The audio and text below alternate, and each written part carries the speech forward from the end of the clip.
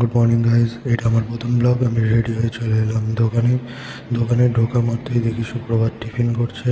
আমার ডেস্কটা ছিল সাজানো। তারপরেই আমি একটুখানি বাজাজের কয়েকটা হিসাব করে নিলাম আমি আর প্রীতম মিলে। তারপরেই চলে আসে একটা কাস্টমার যে নেবে নাথিংয়ের ওয়াচটা বাজাজ ফিন্যান্সে হয়েছে। তারপরে আমি এটাকে রেডি করলাম, পুরো করে রেডি করার পরে আমি হাতে কাস্টমারের পরিয়ে দিলাম। কাস্টমার খুব স্যাটিসফাই ছিল ঘড়িটা নিয়ে। তারপরে এসে গেলো একটা কাস্টমার যে দুটো ফোন নেবে বললো। প্রথমে দেখাচ্ছিলাম ওপোর ফোন একটা আর স্যামসাংয়ের। ওপোর ফোনে ইএমআই স্ক্রিনটা ওর বসায়নি, তাই জন্য ওটাকে ঘুরিয়ে করলাম হচ্ছে রিয়েলমি।